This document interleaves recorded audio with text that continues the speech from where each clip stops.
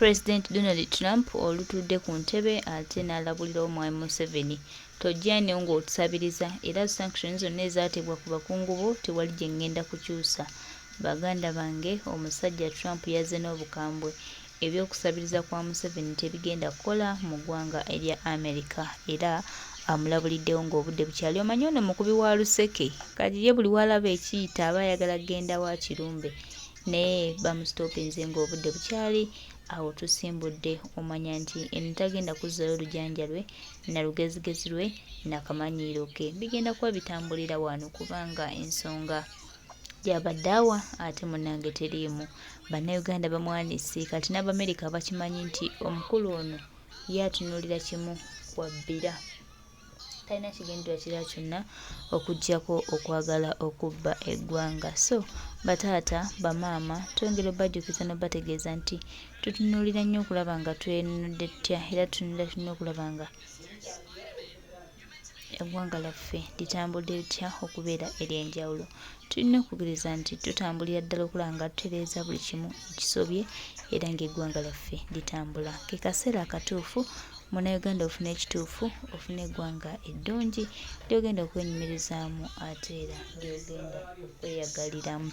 Twongera obajjukiza baganda baffe mikwano gyaffe nti agalya awamu ge galya ennyama era naffe tukwataganire wamu tubeeko kimu ekyokukola ate era tujja kufuna ekituufu kye tulina ofuna nga bannansi nga bannayuganda abaagala obwenkanya abaagala Uganda ffe ebeera ey'enjawulo era batunudde okulaba nga twetereeza. Mwami Donald Trump tweyanzizza nnyo mukulu naffe yatufuukira ekizibu tetumanyi lwaki agenda asabiriza mu mawanga ag'enjawulo ate nawano waffe tusobola okwebeezaawo ne tutambulira ddala bulungi n'olw'okuba nti ayagala kubba ky'ova olaba nga ajja ewammwe.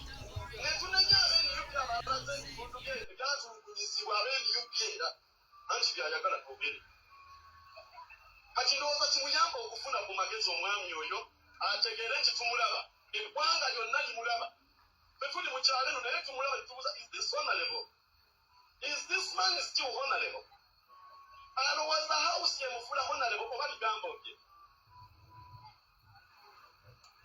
olwekyo bitulumya omutima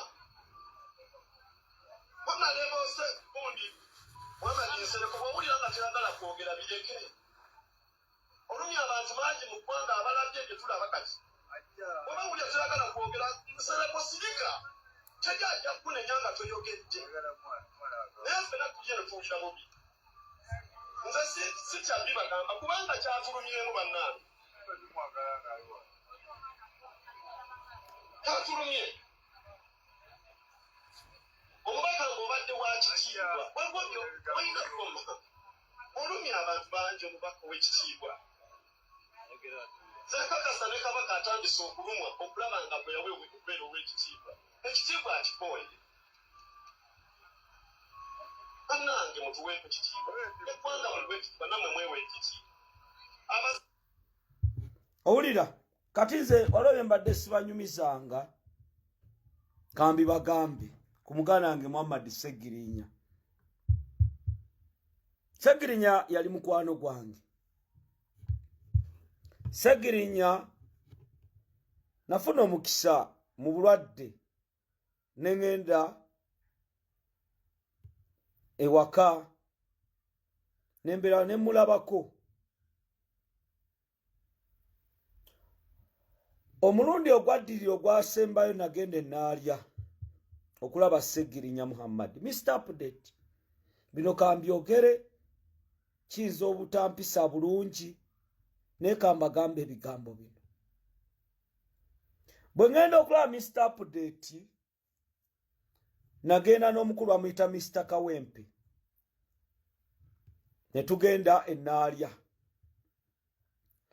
Bwe natuukayo waaliyo Waswa, waaliyo Mama Ssegirinya, waaliwo n'omuwala ndowooza yali mutooni nga sisita we. Ssegirinya Muhammad n'avaayo ne bamutuuzaawo mu ntebe.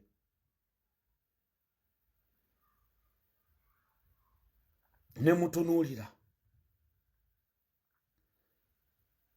Ne ngamba ddala ono Ssegirinya. Segirinya bwe yandaba n'akaaba. Nagamba Katongole ozze. Maama n'agamba obwedda tajjukira bantu. Memole ye yabadde yagenze.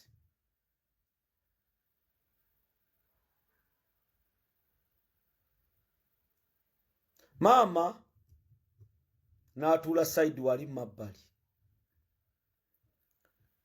Segirinya waayitawo eddakiika ntono n'asitula amaaso ge. N'agamba nti abasajja bamaliriza. Katongole bwe nagende Amsterdam, Netherlands, omusawo omu yaŋŋamba n'agamba baali banniraanye, omuntu ono okusinziira ku butwa ne bye baamukola ayinza okuwangaala ekinene ennyo omwaka gumu n'ekitundu.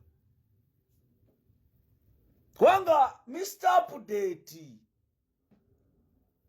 mujjukira ng'akava mu kkomeraawo n'agira kati baamugamba alina okuwangaala omwaka gumu naki n'ekitundu. Segirinya ne kimuluma ne agamba tukoze tutya.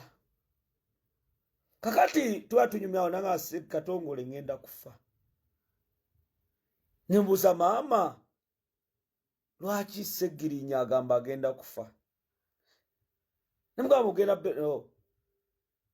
Segirinya n'agamba ebbanga lyange liweddeyo ery'okubanga ndi mulamu. Muhammad Segirinya abamu tebasobola kubibagamba, naye nga bwakubikulira ku bitundu bye ebyekyama. Mungu ono saasira Segirinya byonna. Ng'akubikulira ku bitundu bye ebyekyama. Ya Allah, omusajja oyo ayise mu kubonaabona mu bulamu obusembyeyo. Ayise mu bulamu obuzibu. Nga bw'omuntu olaba mu kusooka bweyambula mu ddwaliro nga lwe bimukubye ku lubuto. Ne namutunuulira olubuto. Ne ngamba yono Segirinya lwatuka ne luzimba. Kati bwe lwazimba mwabirabako nga lunene luzibu luti. Ogenda okudda lwekuba kuli luti ng'akutte omanye ekitundu baali. Omanye ekitundu baali. Naye ekisinga okwewuunyisa mwana Adamu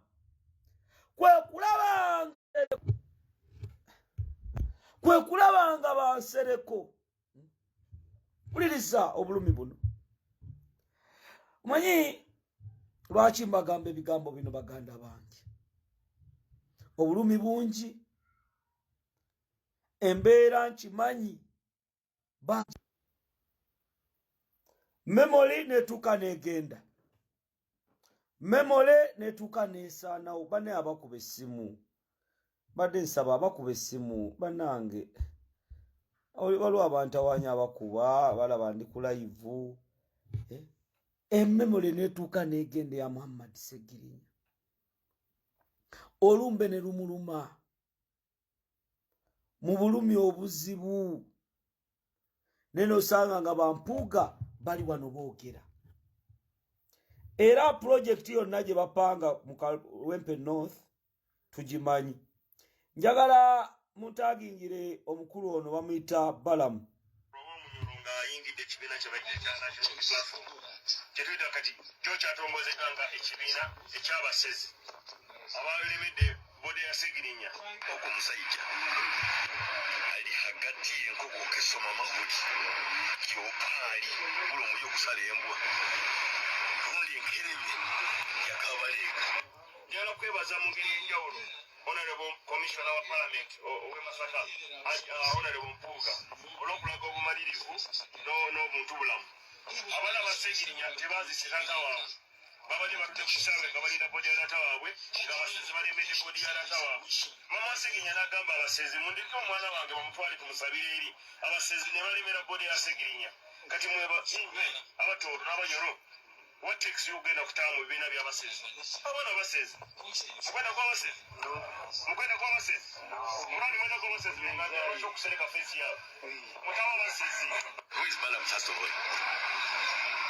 musajja ogwo kabagamba tukamulula tukuziriya akajja ng'omule girundi byeyabye omwanda paati nundi okukabira he's not supposed to advise abanyoro ito abakulira he's not even any relevant here with or without Balaam Bunyoro has been he's not supposed to fool us what I have said bali basezi let him go and interpret abasezi question to me is more of the same akwakola byatakumanyi n'omuntu ogwa gusibe harakaire tujja mwebulire by'omukyoloni nibyatandike kukulira roba munyoro nga ayingidde ekibiina kye bajja kya national platform kyetuyita kati kyo kyatongozeddwa ekibiina ekyabasezi abalemedde bodi ya omanyi neewuunya omusogasogo ogwo gwa Balamu kati Balamu n'obwa Balamu bw'omutegesi w'ebivulu omanyi gy'ovudde gwani omanyi bano abasiru kati Balamu njakugamba ebigambo bino genda mpola toyina kapasite egamba okwogerera banyolo oli munyolo gwe Balamu oyina kapasite sigamba abantu b'emunyolo mbute tebalina kuwagira National Unity Platform Segirinya bwe yali mukomera nga tewamwogerako bw'abadde mulwadde wagendayo n'omukyalirako bw'ali mu kwebaza mpuuga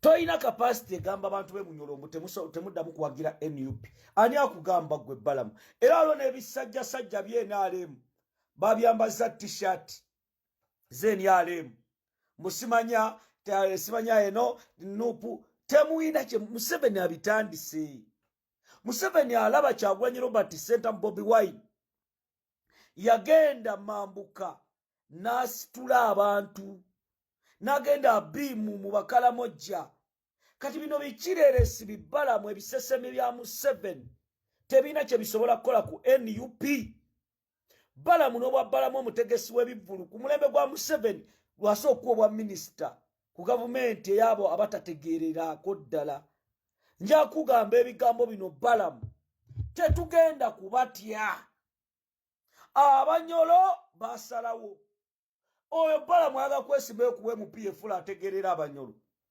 ddala abanyolo oyo mutegesi w'ebivulu abategeererako ki twamukwasasanya yajja n'amatiza abasibe abaana be batulugunyisa gavumenti ya Museveni oyo Balamu n'agenda mukomera n'atandika okuyisaawo ebibye n'alowooza nti bannayuganda tebategeera bannayuganda this time around mutegeere mumanye waliwo abantu nga balabe era tubagamba abanyolo mwenna gye muli ensonga zino muzimanye nkimanyi sente zitambula kimanyi sente zajja ng'abantu bagezaako nti basobola okuwikeninga National Unity Platform ekyo tekisoboka bagezaako okunafuya erinnya lya Mr. Update gwe baatulugunya balesa abakazi obwana bakole buli kimu okujjawo eri ensonga enkulu ani yatta Mr. Update ani yamuwa obutwa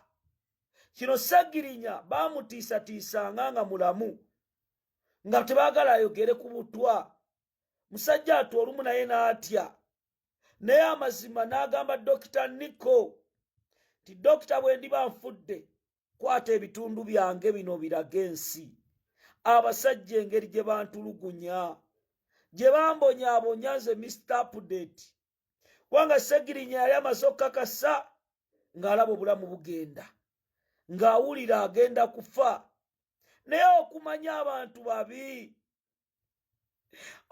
babi right now Museveni eyatta Mr. Update ng'ali ne bampuuga bagezezzaako n'okuswaza omulambo gwa Segirinya ne baleeta abakazi mpuuga yali erimu yagenda abatwala wa Museveni nga sina bakazi ba Segirinya Segirinya ne mutuka ku extent immwe temwina kirungi kye musobola mwogerako. Naye mbagamba bannayuganda, Segirinya nkimanyi abafamire abamu bakulyamu olukwe, nkimanyi abafamire balya ssente abamu, byewabagamba ne batabyogera olw'okuba ssente be bantu ne mu bulamu Segirinya ebimu yabirabako. Bolooza nti abamu mikwano gye ne bamukuba, naye tubagamba bassebo ne bannyabo, Mr. Update ogugwe yagukola ng'ali ne President Kyagulanyi. Era mugulaba obuwondo bw'aba DP blockers bewadde ssente bajja batambula, Atakini Kasibante Moses Mukaku obuwondo. Waliwo oyo musajja amita Kwezi Sima Kwezi badde banafuya President. Mbagamba abo mubegendereze balabe. Nja kwebaza Mukamange President okutwala Kapere e Dubai. Kapere yajja mu office ya President nambwa Bobby nange ntwalako ku nnyonyi. Ate President Kyagulanyi bwe yalese ebya Kapere ensi yonna kati kyeriko, yengeri gyasituddemu abantu, yengeri gyawanisa abantu abamu kyabalumye. Era ojja bawulira nga boogera ne munange nga mubadde temumulowoozangako mmwe, mwe nga mubadde temusobola mukyaza nga mumulaba nti yakula bubi. Oyo ye Bobi Wine ajja omuntu from dust n'amuteeka waggulu mubire. Kati Kapere amasannyalaze gayina, amaanyi gayina Kapere. Mpuga kati agenda noonya Kapere mulindeku. Kapere mpuga agenda munoonya. Kubanga kati Kapere ayisaamu eggaali abantu ne bayiika. Nkugamba ekigambo kino Kyagulanyi alina amasannyalaze. Kati mpuga n'Abedi balinze Kapere ku airport. Abayisizeemu eggaali kuba bikonwa byagwa. Muganda wange Kapere kulika. Era abantu be Dubai mwebale kwaniriza mu kulembeze waffe President waffe Robert Kyagulanyi Ssentamu mu kitiibwa. Dubai it was massive. Ekyabuzeemu ye security. Dubai abe Canada bakola security, naye nalabye ku kisaawe President ng'atuuka ng'abantu bamugwira. Mwagala kutukola ki? President Kyagulanyi takyali wa bulijjo, tuyina akabiriiti kamu. Kuba omulaba asobola okuyitawo security. Bachuma kya Yesu gye bakola e Canada gye twagala. Ne security yabaddemu nnafu. Yes, abantu balina essanyu, n'essanyu liso tuleetera obuzibu. Olitava eri awa President aga. Olitava eri awa President aga. Baganda bange temutukikola. Era gyadda yonna twagala okitegereeza security. Ono Kyagulanyi ono gwe mulaba tuyina kabiriiti. Kati tulina okubeera sober and vigilant. Kubanga Dubai mumanyi ebibaddeyo, emisoto egibaddeyo, ne ku luno kintu yakisuttadde President mu nnaku 2 ensi neeyiika. Nnaku 2 n'agamba nsija Dubai. Tiyetaaga kulangira mwezi. That is Bobi Wine. Ever self-contained. Bangi kyabalumye naye nga tebalina kyakukola. Katonda gwawadde abamuwadde. Drone era amawulire namba mbira sana felizo 702 22 27 58 0702 22 27 58. Jakuyosa Honorable Mwanga Kivumbi Mbaka we Mutambala eyalondeddwa nga Deputy President wa Buganda. Sebo yoga endulu nagirabye yagenze ku mukolo ne Finito nga kwali. Finito bamukwata mu ngalo yebuzaabuza. President n'ekibiina balina ensonga lwaki balonze Muhammad Mwanga Kivumbi. Njagala ekyo mukitegeere bulungi. Ekyokubiri, President wasiima aba asiimi. Era balina n'ensonga lwaki alonze omuntu oyo. Nze mukulu Kyakoba kiba kiwedde. Naye nakano mukajjukire Mohamed Muwanga Kivumbi y'omu ku baali mikwano gya Mpuuga, bajja bonna mu ssuubi. Era Muwanga Kivumbi ne mwannyina Zebeti Nambooze w'emukono Mpuuga ne bamwekutulako olw'ensonga zaabwe ezimu. Kati fakita ey'okuteeka Muwanga Kivumbi kuba deputy president nga yali nabali mu politics, that is a winning point. Ekyokubiri, Muwanga Kivumbi Muhammad musajja gwe tulowooza nti abadde mu nsonga za Buganda, akulira Buganda Caucus, era asobola tine waba ayimiridde at least ogamba nti mu Buganda tasobola kunafuyizibwa. Sigamba nti ab'ebitibwa tebabaddeyo, wawe ebitibwa omulala atambuza bitege, ow'ebitibwa birala atambula ati Sseggona takyasobola kuteeka kigere wansi. Kati Muwanga Kivumbi point endala yeya obusiraamu. Muhammad Muwanga Kivumbi bw'otunulya ku top leadership eya National Unity Platform, omusiraamu ewasooka, saagala nneeka yokka njala wano ewasooka waggulu, omusiraamu abadde Ajat Aisha Kabanda, naye we Butambala deputy secretary general. Kati Muwanga Kivumbi ku luno kikulaga Bobi Wine engeri gy'agenda otambuzaamu obukulembeze bwe. Tiruli Abakatuliki twafuna Mathias Mpuuga n'atutunda, ne Mukereziya n'atutunda, nadda mu by'okunyeenya ekiwato, mukweto n'amaganzi ne tulabika bubi. Kati president weyatunde naga Muwanga